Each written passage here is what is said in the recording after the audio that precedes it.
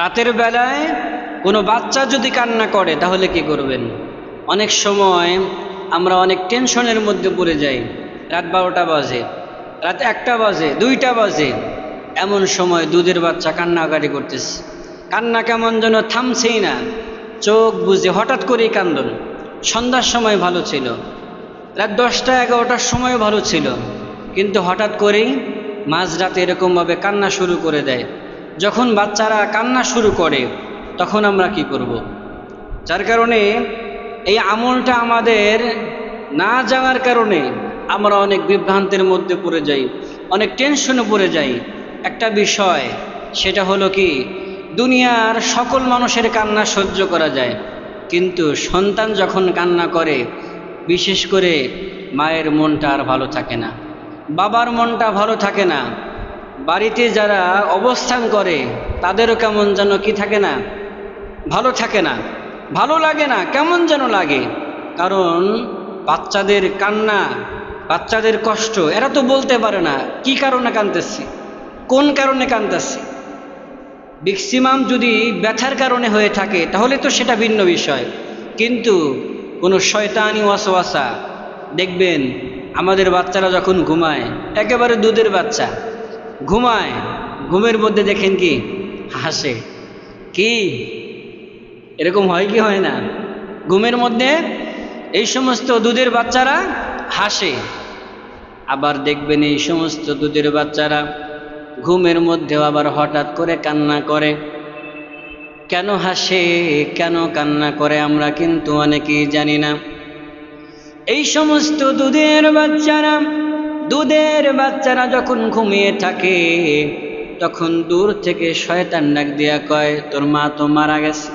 কি, তোর মা তো মারা গেছে, দেখ তোর মা কাছে নাই। দেখবেন তখনই ওই সন্তান কি কান্না করে, একটা চিৎকার মারে। আবার যখন ফেরেশতা ডাক দিয়া কয়, এই তুই তো মাসুম, তোকে পাহারা দেওয়ার জন্য আল্লাহ রব্বুল আলামিন অনেকগুলো ফেরেশতা নিযুক্ত করেছেন। এই সমস্ত মাসুম বাচ্চা কিন্তু ফেরেশতাদের দ্বারা নিয়ন্ত্রিত। দেখবেন অনেক মা বাচ্চাকে মাঝখানে শোয়া রাখছে, বিছানার মাঝখানে শোয়া রাখছে, অথচ আস্তে আস্তে আস্তে একেবারে বিছানার কিনারায় চলে আসছে, পড়ে নাই। কি পড়ে নাই? কেন পড়ে নাই? আল্লাহ সুবহানাহু ওয়া তাআলা ফেরেশতাদের মাধ্যমে এদেরকে নিয়ন্ত্রণ করে রাখছে, এদেরকে পাহারা দিয়ে রাখছে। আবার অনেক সন্তান এমনও আছে, বিছানা থেকে, খাট থেকে নিচে পড়ে গেছে, কিন্তু হাতও ভাঙে নাই, পাও ভাঙে নাই, দুঃখ পায় নাই। নিচে পড়ে যাওয়ার সঙ্গে সঙ্গে যে ঘুম ভাঙা এমনও হয় নাই, নিচে পড়ে যায় কি আরো নাক ডেকে ঘুম পড়তেছে। কেন? এটা কেন হয়? এটা হয় একমাত্র আল্লাহ সুবহানাহু ওয়া তাআলা এদেরকে ফেরেশতাদের মাধ্যমে পাহারাদার হিসাবে রেখেছে। ফেরেশতারা এদেরকে পাহারা দেয়। তো যে কথা বলতেছিলাম, বাচ্চা যদি কান্না করে, বাচ্চা যদি একেবারে চোখ বুজে কান্না করতেছে, কান্না থামানোর কোনো কি নাই, উপায় নাই, এমত অবস্থায় আপনি কি করবেন? দেখেন সূরা ফাতিহা আমাদের সবার মুখস্থ আছে না নাই? কি আলহামদুলিল্লাহি রাব্বিল আলামিন আর রহমানির রহিম মালিক ইয়াউমিদ্দিন মুখস্থ নাই? যে এই সূরা ফাতিহা, এই সূরায়ে ফাতিহা আউযু বিল্লাহ বিসমিল্লাহ সহকারে একবার পাঠ করবেন। আয়াতুল কুরসি পাঠ করবেন। আয়াতুল কুরসি, আল্লাহু লা ইলাহা ইল্লা হুয়াল হাইয়ুল কাইয়্যুম লা তাখুযুহু সিনাতুন ওয়ালা নাওম, যে এই আয়াতুল কুরসি এবং সূরা ফাতিহা পাঠ করে একবার ফু দিবেন, বাচ্চার চেহারায় একবার ফু দিবেন।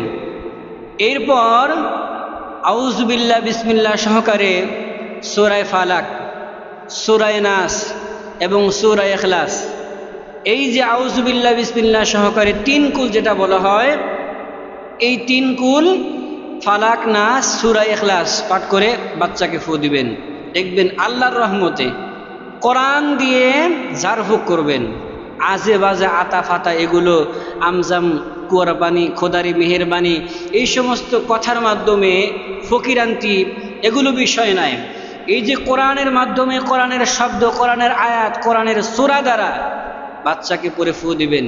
ইহা স্যার আপনি যদি কোনো কিছু নাও জানেন, নাও যদি পড়তে পারেন, সূরা ফাতিহা তো আপনি পারেন, সূরা ফাতিহার অপর নাম হলো কি? সূরাতুশ শিফা। তো সূরা ফাতিহা পড়ে আল্লাহ রাব্বুল আলামিনের উপরে তাওয়াক্কুল করে ভরসা করে আপনি ওই বাচ্চাকে ফু দিবেন, দেখবেন মুহূর্তের মধ্যে কি শেষ হয়ে গেছে, কান্না বন্ধ হয়ে যাবে। এবং ইহা ছাড়াও আপনি যদি এটাও না করতে পারেন, আউযু বিল্লাহি মিনাশ শাইতানির রাজিম, আউযু বিল্লাহি মিনাশ শাইতানির রাজিম, এবং নবীজির প্রতি দরুদ পাঠ করবেন, দেখবেন যে শয়তান চলে যাবে ইনশাআল্লাহ।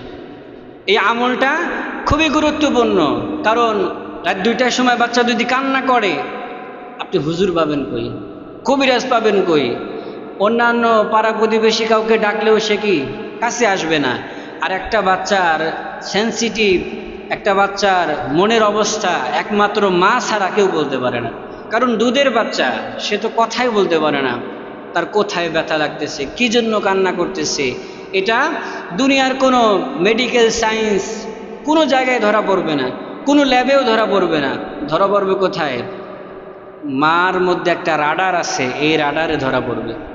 দেখবেন অনেক শিশু কান্না করে, বাবা চকলেট নিয়ে আসে, কান্না থামে না, বাবা খাবার নিয়ে আসে, কান্না থামে না, দাদি আদর করে, কান্না থামে না, দাদা অনেক মজা দেয়, কিন্তু কান্না থামে না। মা ডাক দিয়া কয় একটা ফ্যানটা ছেড়ে দাও, কি ফ্যানটা ছেড়ে দাও, ওই ফ্যানটা ছেড়ে দিছে, বাচ্চা অটোমেটিক কান্না বন্ধ হয়ে গেছে। এই যে মায়ের ম্যাগনেট রাডারে ধরা পড়ছে, এটা কিন্তু দুনিয়ার কোনো ল্যাবে ধরা পড়বে না।